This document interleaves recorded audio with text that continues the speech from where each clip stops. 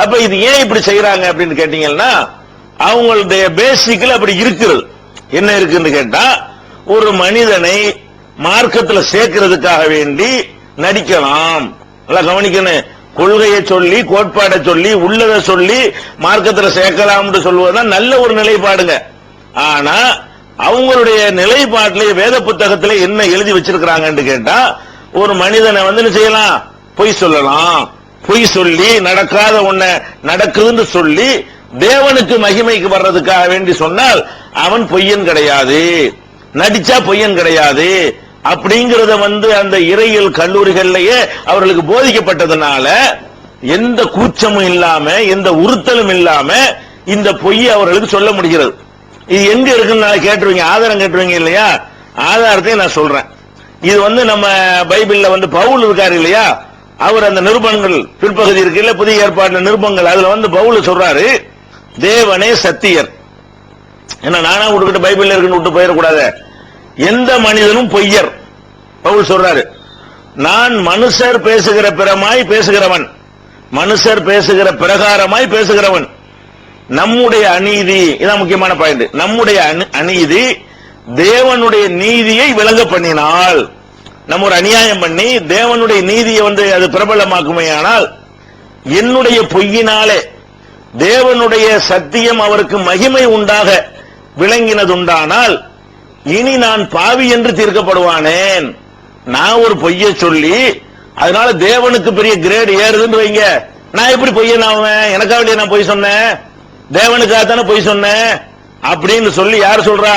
பவுல் சொன்னதாக ரோமர்ல 3வது அதிகாரத்துல 4, 5, 6, 7 வசனங்கள்ல இருக்கிறது. இவர் என்ன சொல்ல வர்றாரு?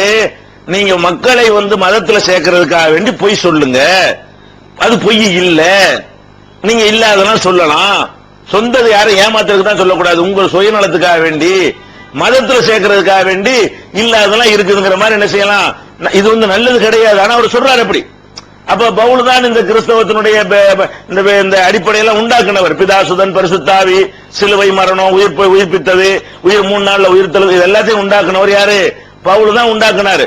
இது மைக்கேல் ஹார்ட்வே தி 100ங்கிற நூல்ல தெளிவா விளக்கி இருக்கிறாரு. அப்ப இந்த பவுல் என்ன சொல்றாருன்னு கேட்டா, புனித பவுல்னு சொல்றாங்க இல்லையா, அவர் என்ன சொல்றாருன்னு கேட்டா, இத பொய் சொல்லலாம், நான் பாவி இல்லைங்கிறாரு.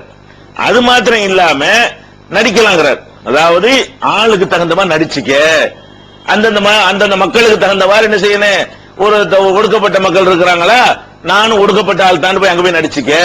ஒரு உயர் சாதி மக்கள் இருக்கிறாங்களா, அவங்கள்ட்ட பேசும் நான் நீ ஒண்ணுதான், அது மாதிரி நடிச்சுக்க. நான் உங்களை சேர்ந்த ஆள் தான், நான் உங்களை சேர்ந்த ஆள் தான் சொல்லி என்னத்தையாவது சொல்லி ஆளை சேர்த்துக்கிட்டு வாப்பா, அது தப்பு இல்ல, அப்படிதான் நானும் செய்யறேன் அப்படின்னும் பவுல் சொல்லி இருக்கிறார். எப்படி சொல்றாரு? பவுல் சொல்றாரு, இப்ப நான் ஒருவனுக்கும் அடிமைப்படாதவனா இருந்தும் நான் அதிக ஜனங்களை ஆதாயப்படுத்திக் கொள்ளும்படிக்கு, நல்லா கவனிங்க, நிறைய மக்களை சேர்க்கணுமா, அதிக ஜனங்களை ஆதாயப்படுத்திக் கொள்ளும்படிக்கு என்னை தானே எல்லோருக்கும் அடிமையாக்கினேன். யூதரை ஆதாயப்படுத்திக் கொள்ளும்படிக்கு யூதரை போலவும், நியாய பிரமாணத்திற்கு கீழ்ப்பட்டவர்களை ஆதாயப்படுத்திக் கொள்ளும்படிக்கு நியாய பிரமாணத்திற்கு கீழ்ப்பட்டவனை போலவும் ஆனேன். நியாயம் பிரமாணம் இல்லாதவர்களை ஆதாயப்படுத்திக் கொள்ளும்படிக்கு அவர்களுக்கு நியாய பிரமாணம் இல்லாதவனை போலவும் ஆனேன். அப்படி இருந்தும் நான் தேவனுக்கு முன்பே நியாய பிரமாணம் இல்லாதவனாய் இராமல் கிறிஸ்துவின் பிரமாணத்திற்குள்ளானவனாய் இருக்கிறேன். பலவீனரை ஆதாயப்படுத்திக் கொள்ளும்படிக்கு பலவீனருக்கு பலவீனை போலவும் ஆனேன். எப்படியாகிலும் சிலரை ரட்சிக்கும்படிக்கு நான் எல்லாருக்கும் எல்லாமும் ஆனேன். சுவிசேஷத்தில் நான் உடன் பங்காளியா இருக்கும்படிக்கு அது நிமித்தமே இப்படி செய்கிறேன் அப்படின்னு சொல்லி பவுல் 1 கொரிந்தியர்ங்கிறதுல 9வது அதிகாரத்துல 13ல இருந்து 19ல இருந்து 23 வரைக்கும், அதாவது கொரிந்தியர் 1 கொரிந்தியர் 9வது அதிகாரம் 19, 20, 21, 22, 23 ஆகிய 5 வசனங்கள்ல என்ன சொல்றாருன்னு கேட்டா, நான் நடிக்கிறேன். எப்படி நடிப்பேன்? ஆளுக்கு எனக்கு வேணும், மதத்துக்கு ஆள் சேர்க்குவேன். எப்படி எல்லாம் சேர்க்குவேன்? யூதர்களை சேர்க்கும் பொழுது நீங்க எல்லாம் நம்ம எல்லாம் ஒண்ணுதானே அப்படின்னு சொல்லி அது மாதிரி பொய்களை பரப்பி நான் ஆளை பிடிப்பேன். தலித்துகளை பிடிக்கும்போது தலித்துக்கு தகுந்த மாதிரி பேசுவேன். உயர் சாதியை பிடிக்கும் அதுக்கு அந்த மாதிரி பேசிக்கிறவன், தமிழ் மக்களை பிடிக்க தமிழ் மாதிரி பேசிக்கிறவன், மலையாளிகள்கிட்ட பேச மலையாளம் தான் சிறந்த பாஷைன்னு சொல்லி அது மாதிரி ஆள பிடிப்பேன் என்று சொல்லி அவங்க பேசிக்காகவே எழுதி வச்சுக்கிற காரணத்தினால இது அவங்களுக்கு அந்த மதகுருமார்களா உருவாவர்களுக்கு சொல்லிக் கொடுத்த காரணத்தினால இப்படி செய்யறமே, இது ஒண்ணுமே பொய்யில இப்படிலாம் நம்ம செய்யக்கூடாதுன்னு ஒரு உறுத்தல் வரும்ல, அந்த உறுத்தல் கூட இல்லாம அவங்க செய்யற காரணம் என்னன்னு கேட்டா மதத்துல சேர்க்கிறதுக்கு நிறைய பொய் சொல்லலாம்.